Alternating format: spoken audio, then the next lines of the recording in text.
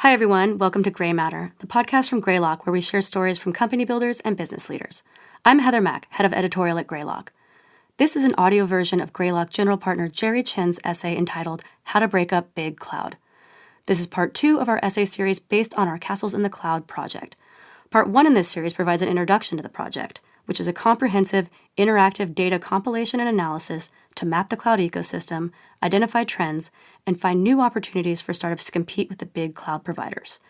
You can listen to Greylock marketing partner Elisa Schreiber read that essay on the Gray Matter podcast, and you can find the entire project on the Greylock website, greylock.com/castles.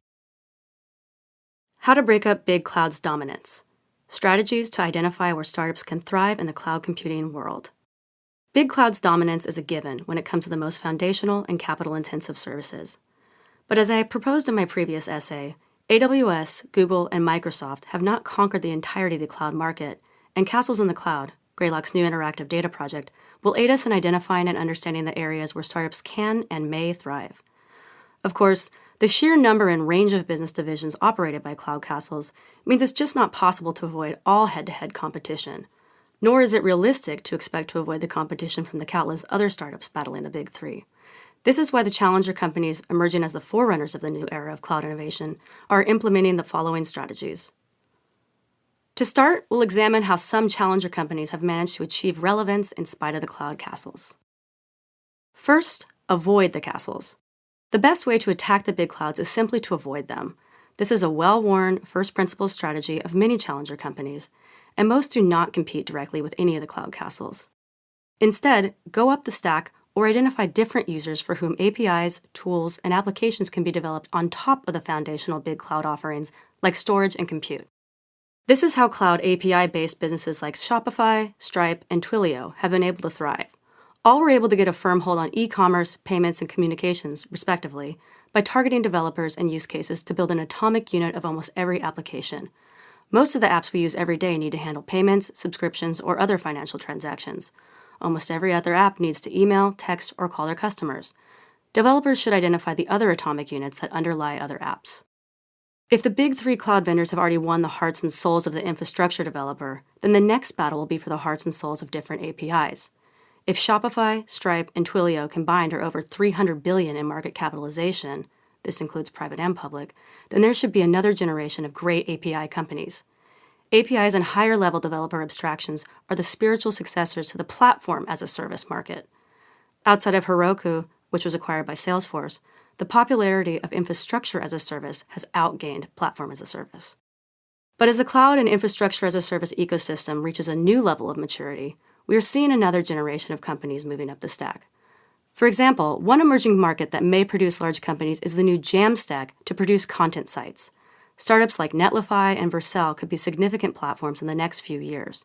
In particular, the e-commerce market, as proven by Shopify, has become a popular area for developer-centric companies in the headless commerce space, like Builder, Contentful, Webflow, and many others. To date, the big cloud companies have instead prioritized releasing sets of API tools to make the production and consumption of APIs easier and safer.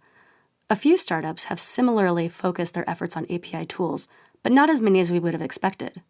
From the data, we can see that roughly $400 million in venture capital financing have been directed at new API tools, which may seem like a lot, but that's still underfunded compared to the billions going to AI and ML market, which is $4 billion, data analytics, which is $3 billion, and security, which is $3 billion.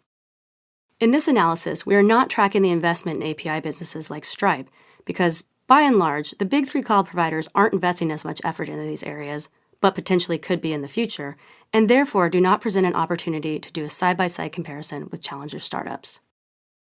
Another strategy is to own the community. This often overlaps with all the previously mentioned strategies and is of paramount importance if you are building an open source project, which I will get into at length in the next essay. The big three in open source projects are co-opting the developer community faster than startups can hope to. As I mentioned earlier, going up the stack will help you identify the community of product users who inform your go-to-market strategy by narrowing the persona you sell to. Increasingly, the persona of the cloud user is not a developer, but a data scientist, a revenue ops manager, a business analyst, and others. Startups are no longer building products to sell to an enterprise CIO, but for the actual practitioner within the company. Whereas in the past, the CIO was the gatekeeper, a monopoly provider of technology to companies, the cloud has enabled companies to reach users directly with low friction.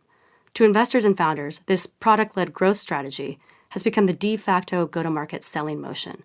The key for startups in this selling motion is to create awareness of their solution and then reduce friction to trial and usage of the product.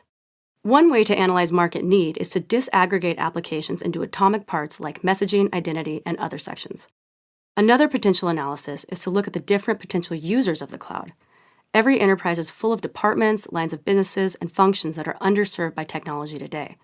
Software historically represented the digitization of a business process like order to cash or hire to fire, or a system of record like CRM, or served a distinct user like a knowledge worker toiling over a spreadsheet. Cloud has reduced the cost to build new applications and expand the number of departments, LOBs, and personas it can serve. For example, startups like Figma, Airtable, Notion, and Asana have thrived in the productivity space during the pandemic-induced shift to working from home. But that's because they were ahead of the game before remote work was a thing. They developed tools for knowledge workers coupled with prescriptive templates and workflows. Figma's initial focus was on the designer persona, and the company later expanded to product and other knowledge workers. This is a strong example of owning the community and owning the practitioner. Let's think about the other practitioners inside a company that are underserved and products that can help them. Today, we are seeing this in the form of product clouds for product managers, such as Product Board, or engineering productivity tools like Jellyfish, which enables engineering leaders to measure productivity of their remote teams. There are also SRE tools like Jelly, Transposit, and Blameless, and there are opportunities for revenue ops products. As you can see, the cloud has enabled startups to focus on increasingly more distinctive roles inside a company. Another strategy is to find the white space. The demands of an increasingly cloud-based world means there are lots of different startups offering very similar services such as databases, DevOps, and storage, and still thriving thanks to the sheer size of the market. As a note, success in these areas is dependent on the strength of your moats such as deep IP, ownership of a user community, and more that I'll get into later. Within white space, there are niche or focused markets. Big Cloud is focused on these common infrastructure services like storage, but that leaves an opportunity for startups to focus on niche areas like vertical markets or more focused technical or business problems. This has led to a few successful companies like Samsara and Keep Truckin' in IoT for fleet management, or a company like Pragma in gaming. Serving the demands of a focused market requires a careful evaluation before plunging into these markets to understand what are the vertical-specific channels, buying behaviors, and needs. As my partner Reid Hoffman has cautioned about such cases, while it is possible that a highly valuable opportunity exists, but just hasn't yet been recognized by serious players, it is also possible that the opportunity just isn't that valuable. Security, almost by definition, is an eternal white space for new companies as startups continue to innovate to keep pace with hackers and new exploits. The recent spate of ransomware attacks on our energy and food supply chains, combined with sovereign cyber hacking like the SolarWinds hack, have only highlighted the need for new security tools. While security startups received over $2 billion in venture capital financing in the past 2 years, newer adjacent markets like compliance and government only received $700 million. Compliance and governance is a market that we think is still under the radar, but will quickly move to the front of our awareness as more data compliance laws like GDPR and CCPA are passed. Another area that we have been tracking is the intersection of the API market with management and governments, such as how Salt Security has used API analysis to prevent sensitive data exposure and overall simplify compliance. Another strategy to attack the big clouds is to build deep IP. Perhaps the most notable example of a recent individual company succeeding against big cloud is Snowflake, which built a $70 billion market cap company, not with open source, but by building deep IP combined with operational excellence. Snowflake didn't try to replicate what AWS's Redshift was doing. They rethought the entire data warehousing process and separated storage from computing.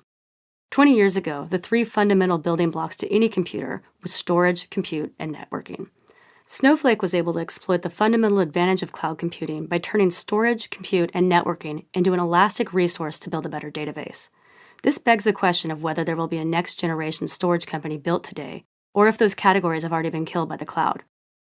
We've seen a lot of innovation in IP move to adjacent markets like databases and machine learning that take advantage of the cloud like Snowflake does.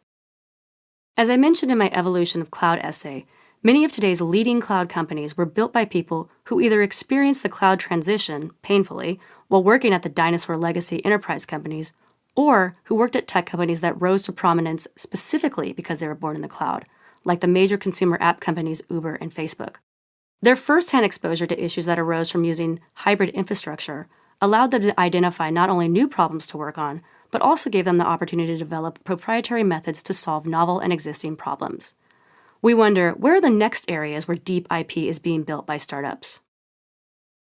First, the same database market that created Snowflake will continue to be a market disrupted by deep IP.